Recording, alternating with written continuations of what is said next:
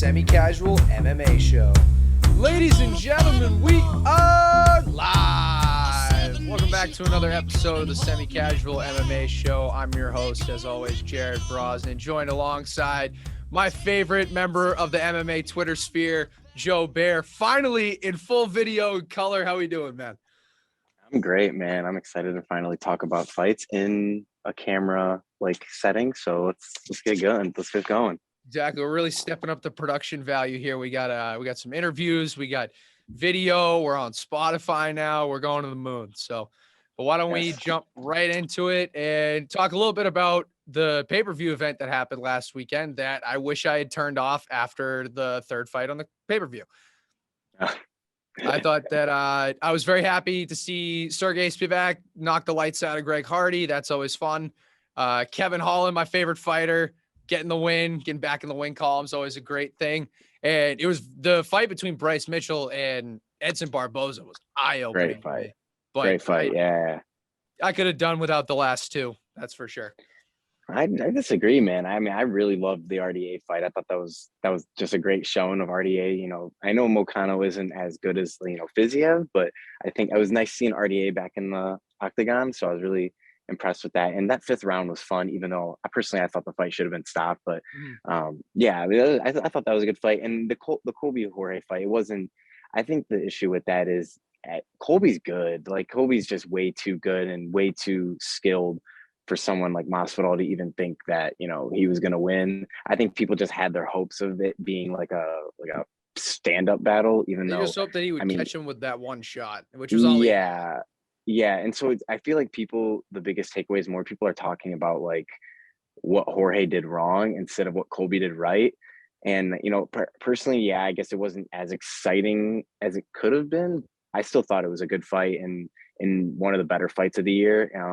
But Colby's just so good that it makes it look boring. You know what I mean? So I thought it was an okay pay-per-view. I mean, as a pay-per-view, I guess it was, kind of mid, but yeah, it is what it is. I didn't pay for it. So I see. I'm out on the $75 on that one, but I just thought that, Jorge, he got really lucky with how he got to the top in the first place. And I think the first Usman fight really helped his stock just because he was able to hang in there for all 5 rounds, even though he got knocked out badly in the second fight. People remembered, he stepped up with like 3 days, flew to Abu Dhabi and cut 30 pounds or something like that.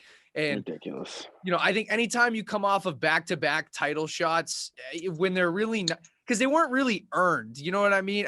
Even the first one, he didn't. I mean, he had the win over Darren Till. He had the win over Ben Askren. But I mean, the farther we get removed from those fights, the worse those results have aged. So, I think I'd want to see. I kind of want to see Jorge take a big step back in the competition. I don't want to see him fight any top 5 guys ever again. I just want to see him get some fun fights where he can stand and trade and, maybe get some more. He's going to be in the money fights. I mean, people are already talking about him and McGregor. And I mean, he just re-signed that deal, the new contract. And I feel like with that contract, he's not going to be headlining a fight night. Like, he's going to be on pay-per-views and he's going to be on massive pay-per-views. So either he's headlining or he's co-maining with a 5-round fight. You know what I mean? So that's what I think. But yeah, I mean, it was a good night for a bunch of people. I think Kevin Holland that was just awesome. That the thumbs up, in the guillotine, like that was just he's so perfect, man. And I'm excited to see where he goes this year. And ready for this week now. I can't wait. I'm hoping that he gets back in there. There was some talk that he might step in short notice against Gunnar Nelson because I know he needs an opponent.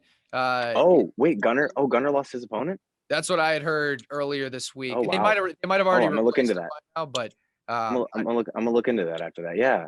Sweet. So I'm hoping to see him active and back in there. And I DM'd him before the fight, wishing him luck, and he said thank you. He's the only UFC fighter that actually follows me back. But I will absolutely take that. Right. But yeah, shout out to the Trailblazer, Big Mouth. And hopefully he can keep it rolling through the welterweight division. But let's move on to this weekend, which is a stacked weekend for MMA. We got LFA, PFL, Bellator, UFC. Isn't the Eagle FC is this weekend too? Eagle FC, yep. Yeah, with Diego Sanchez. I think it's Friday. Yep. Yeah. So there Yep. a lot of great fights this weekend. For those of you who haven't seen the interview I did with Cody Law, he's undefeated 5-0 prospect fighting in Bellator this weekend on the prelims. You don't want to miss that fight. He's so exciting to watch. But what are you most looking forward to this weekend out of all the different fights we got going on? Oh man, I mean, there's so many good fights. I mean, I'll honestly go through both Bellator and UFC. I'm really excited, obviously for Cody Law, but on the main card, Phil Davis versus Julius Iglesias. That's going to be a fun fight. Phil Davis coming off that win against Yoel Romero, and then Julius Iglesias came off that loss against Nemkov. And before that Yoel Romero fight, Phil Davis lost to Nemkov too. So that's going to be a good scrap. The main event's okay. Mads Burnell. Yeah, I mean it's whatever. It's Bellator. Like they can't put on great. They can't have AJ McKinney every week or Nemkov every week, right?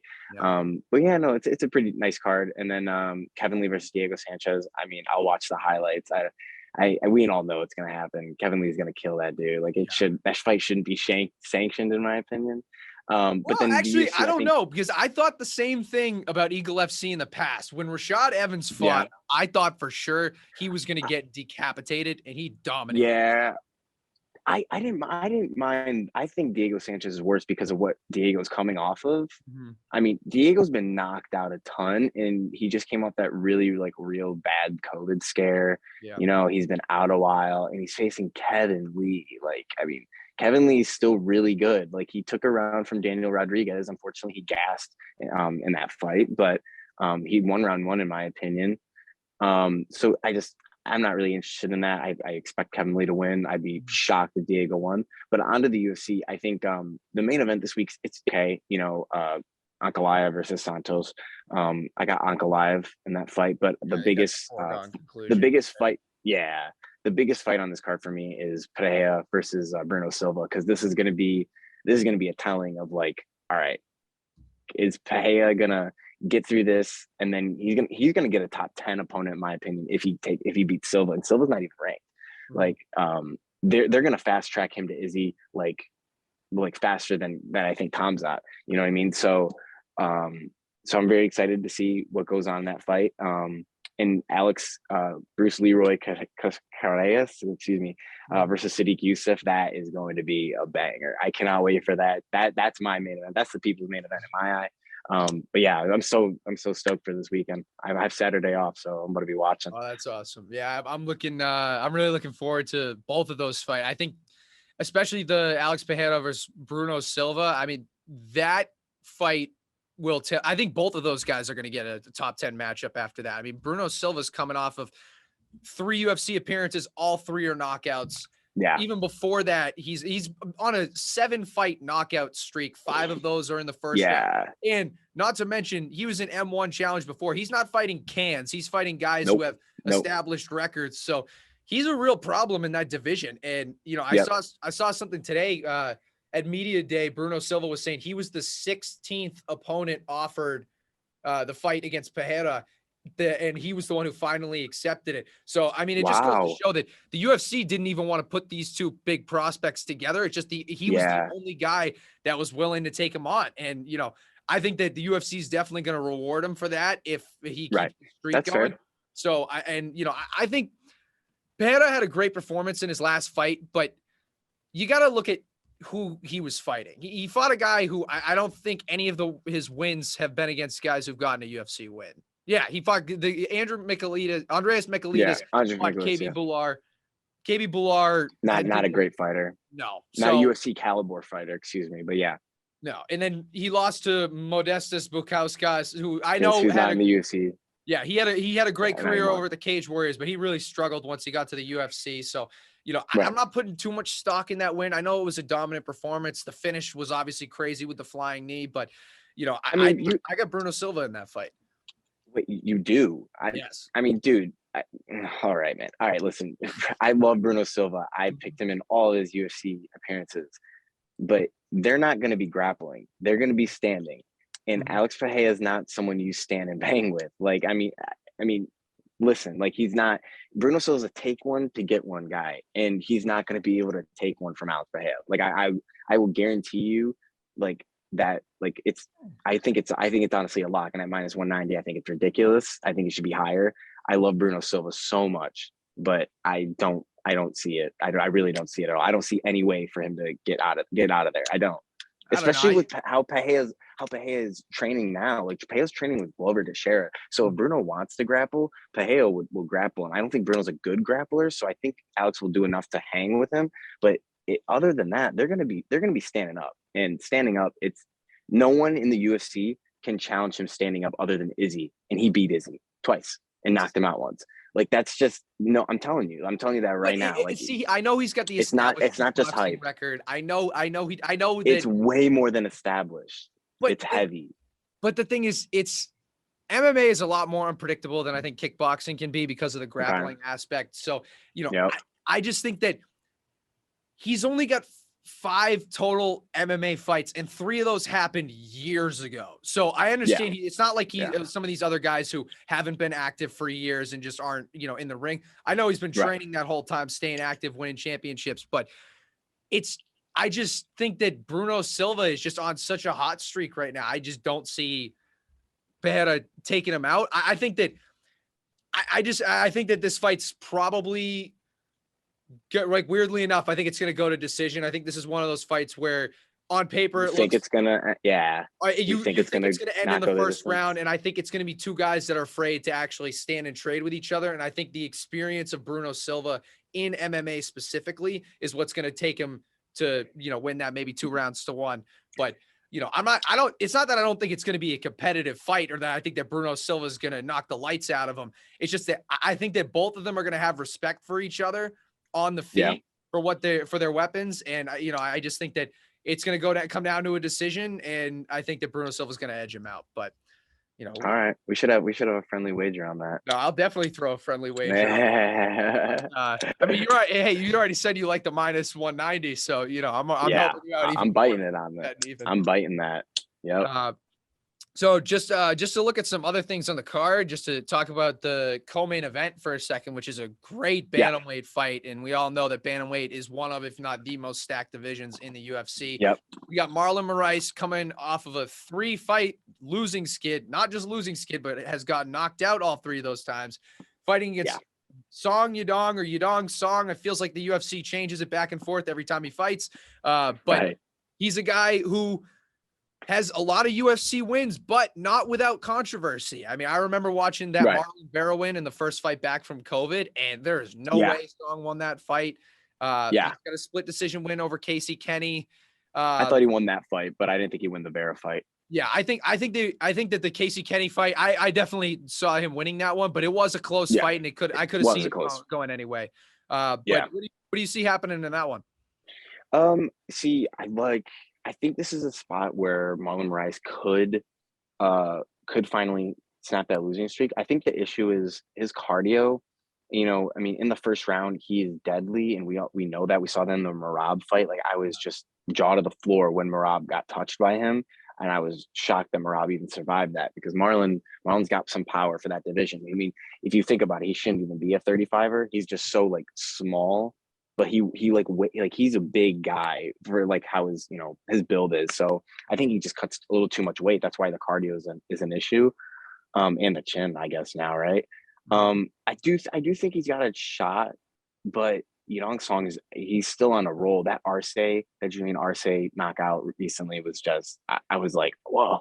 Like he froze him. He kicked him, the head kick, and it froze him. And I was just like, that was some Matrix stuff. Like, it was, oh my God, it was so great. But I think I got Yadong Song in the fight. I mean, it depends. We'll see after weigh-ins. We'll see how Marlon Moraes looks. But I do think it's a spot where Moraes could win.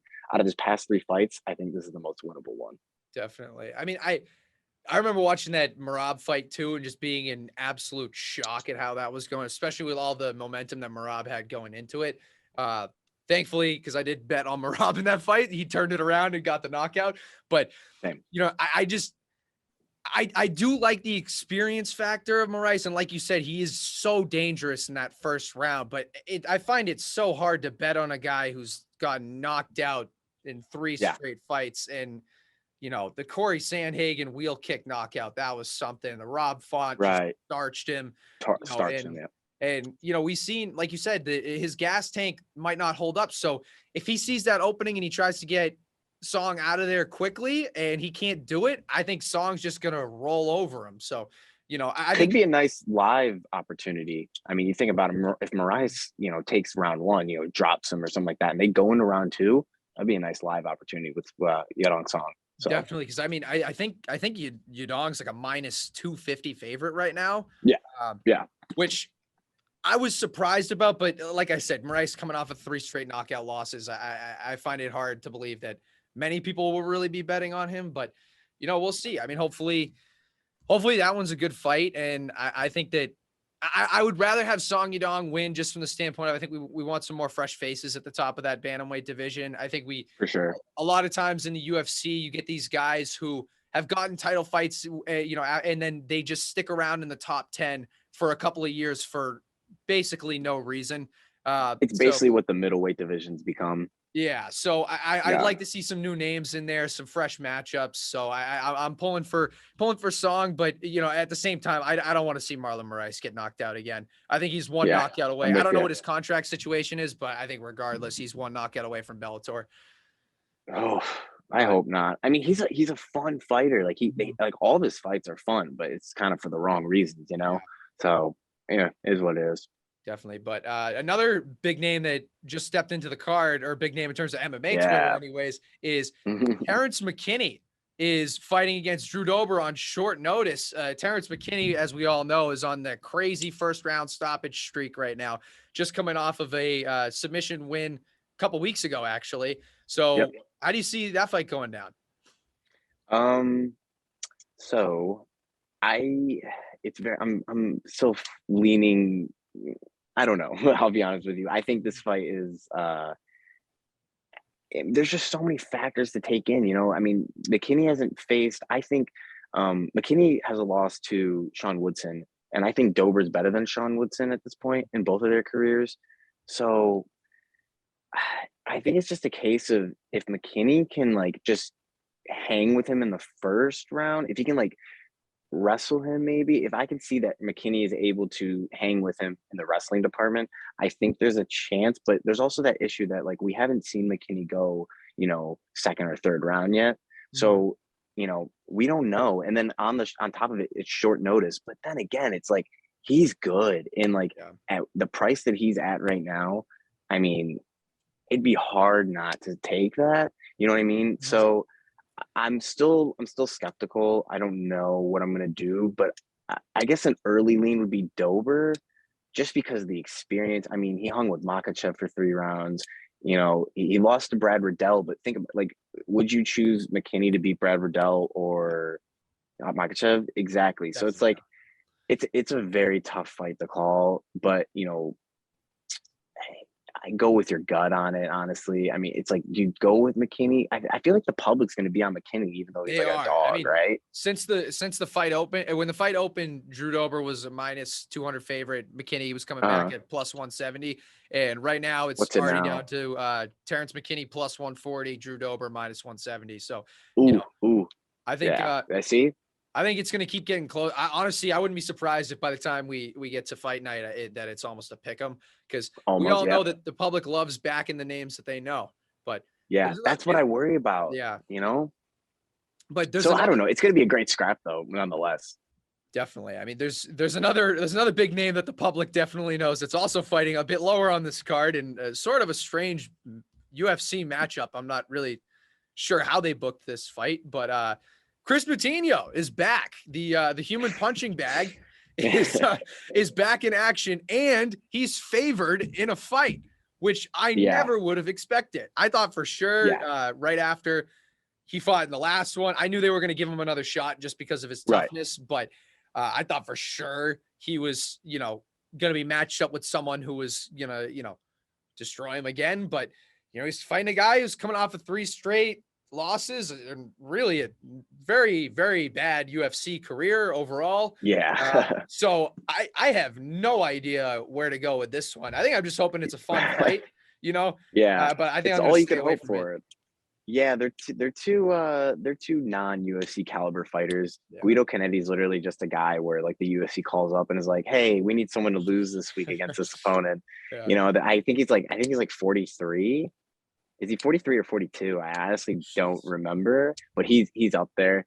Mhm. Latino, I mean, he's a tough guy, but like he's not very good. And then in UFC terms, like I mean, he's an MMA fighter. He's better than me, but Yeah. but it's just in these circumstances, I just don't. It's definitely something you shouldn't like play into. Um, It'll be. I hope it's a fun scrap. We'll see. But honestly, like I think it's like dog or pass in my opinion. Like even with Guido Kennedy, who I don't trust at all. Mhm. I mean, it's just one of those fights that's like, is it 50-50? Or we just don't know. It's like on the Bellator prelims, like the first or second fight on the free YouTube fights. You know what I mean? So Yeah. it's we don't know. I mean, I will say this. I actually did watch Chris Moutinho's last fight before he went into the UFC against Andrew Salas. Yeah. I remember watching that live, and it was really funny because it was the exact opposite of the fight with Sean O'Malley, where Chris Moutinho was absolutely piecing up Andrew Salas, and Andrew Salas was going nowhere. I don't know how he didn't Yeah. get knocked out, but eventually Moutinho went for the choke, and that was that. But I just remember seeing him even in that fight. There was nothing that ever would have indicated to me that he was going to be UFC caliber or that his Yeah. next fight was even going to be in the UFC. So, I think that I respect everything that he did. I am a Sean O'Malley fan, but I mean, it was hard not to be won over by Chris Moutinho in that fight, just by the toughness. A Yeah. similar situation to Right. Renato Moicano that we saw in this last weekend. For But sure. I really fear for that guy's safety in the UFC if he's going to have any more performances like that. Obviously, Sean O'Malley's striking numbers are off the charts. I know he set records in that fight, but I don't see Chris Moutinho being anything other than a journeyman in the UFC. I don't think he'll ever, get into the ranked territory. But if No. you want to put him in fun fights, then you can put him in fun fights. But it seems like the Sure. UFC is trying to set him up for a victory, and I don't even know if this is Yeah. going to be a victory. Yeah, I'm agree with you 100% of the way here. I mean, um, it's just tough. You're putting. I don't honestly. I don't know who the UFC is wishing wins this fight. You know what I mean? Like most Mhm. of their times, most of their matchmaking, it's like, all right, we kind of want this guy to win versus like think about it. Like the past three Edmund Shabazian fighters were like wrestlers. They just took Yeah. him down and destroyed him, right? So I feel like there are a lot of times where UFC sets fights up just to not that they hope that they lose, but to like really test them. And I think this is a fight where it's just like, all right, we got Guido Canetti, we owe him a fight. We got Chris Matino, we owe him a fight. Two guys that we don't expect to hit the rankings, two guys that we don't expect to, have a long, UFC career. So let's throw them together. Let's just get it over with. So that's how I see the fight. And it's just definitely something you should stay away from. If not, I guess take the dog. Yeah. I mean, I think Yeah. Chris Moutinho, he's great for the UFC just because he's got that name now where some of the casual fans do recognize who he Yeah. is. So, Yeah. which is a very hard thing to say after your first UFC fight when you get utterly destroyed. So, Yeah. I think that he'd be valuable for the UFC to keep around just as a prelim fighter, or even, if you wanted to match him up against top prospects and just have him, piece him up, they can do that. And he's going to stay in there. But, I respect guys like that, but if they're not going to be winning fights, then I don't want to see them take any more brain damage than they're already Yeah. taking. So, but Likewise. let's move on to some best bets for the weekend. Who are you looking at to make you some money? I'm gonna let you go first. Let me go first. All right. Well, Yeah, I want to hear what you got first. My best bet of the week. I mean, my best bet of the weekend was probably gonna be Matt Semmelsberger in a parlay Oh with yeah, Magomed Ankalaev. AJ Fletcher, nice. I think he's he's a solid prospect, obviously 9-0, but he's fought nothing but cans. Matt Semmelsberger is a real deal. His only UFC Yeah, for loss is sure. to Chaos Williams. And that was a great fight. Great Yeah, fight too, by the way. fantastic fight. I mean, anytime Chaos Yeah. Williams gets in there, it's chaos. But yeah, Yeah. I mean, I think that he's due for another. Or I mean, if you look at the pattern for for Semmelsberger, you're looking at round 1, quick victory, unanimous decision. Round 1, quick victory, unanimous decision. So I think, if the pattern keeps going, I think if you want to bet even Semmelsberger by decision, I think AJ Fletcher can hang in there with him. And then I don't see any path to victory for Thiago Santos. I think Santos is not washed, but I mean, we saw what Jamal Hill just did to Johnny Walker, and the fact that it was a 5-round fight and a boring fight at that between Johnny Walker and Thiago Santos. MMA math doesn't always work, but I just think Magomed Ankalaev is going to be up there in the top 5 by the end of the year. So, or even maybe by the end of this fight, but so I got those two together. I think that's coming back right now at around -160. So I'll put probably like 3.2 units on that. Juice on that. Yeah. So I'm feeling good about that one. I like that. Yeah. I mean, Thiago Santos, he threw like 40 something strikes against Johnny Walker. And it's like, if you're not willing to go at it with Johnny Walker, you're going to have trouble with Magomed Ankalaev. And I saw a stat too that was like, UFC fighters with the name Magomed have like an 86% win rate. Yeah. Like what? I don't know where that came overall. From. It's crazy. Yeah. Okay. Whatever. So yeah, I like Santos. He's a fun personality and he's a nice guy, but I don't think he can hang with those top 5 guys anymore. But it's a nice step for Ankalaev. I don't think it's his hardest test, but definitely a nice fight, and he'll get that 5-round action or less. I mean, who knows? He might finish him, but yeah, no, that's a good parlay. I like that. For me, it's a dog week for me. I mean, personally, I love Damon Jackson versus Camilla Kirk. I mean, Camilla Kirk in his last fight got taken down at will to Makwan Amirkhani. He won that fight, but it was a very controversial decision. Personally, I scored for Amirkhani. He took him down at will, but the problem is Amirkhani really wasn't doing too much on the ground while Kirk was like fighting him off the back, fighting off submissions, trying to go for submissions, hitting him on the head, on the back, stuff like that. So I think Damon Jackson's a better fighter than Amirkhani. He's a very like junkyard dog type guy. He'll take it down, he'll grind out. In his last fight against Charles Rosa, he got cut bad, and I thought they were gonna have to stop it. And he survived the 3rd round, and pretty sure he won all 3 rounds of that fight too, if I'm not mistaken. But yeah, no, I like Damon Jackson. His only loss in the UFC is to Ilia Topuria, which is like, can you really blame him? I mean, Topuria is a freaking monster. So I like Damon Jackson there. I forgot what the comeback is on him. I think it's like +1, yeah, plus right 186. I want to say last time I looked. Maybe lower than that, but yeah, I like Damon Jackson for sure. I see. My problem with Damon Jackson is that I like when I saw that he was only 33, that blew my mind. I mean, the guy looks like he's 45 years old. So I think just mentally, I can't get past that aspect of it. So, but I mean, hey, I trust your vision, so I'll definitely be throwing some money on him. But definitely. That was another one I forgot to mention. Great fight on this card. I can't believe we didn't talk about it earlier, but Basharat against Trevin Jones. Yes. What a fun fight that is. I was going to say Basharat had the most impressive Dana White's Contender Series performance next to Almeida. To me personally, last season, I mean, he was, if you remember, he was the guy that was getting called all those racist names to that fighter, and then he just goes out and destroys him. It was great. So so I like Basharat in that fight, actually, by the way. I think he's -150 right now. Yeah, you got to be careful. You got to be careful with these Dana White Contender Series guys, especially in their debut. You kind of don't know what you're getting because, Trevin Jones is a UFC guy.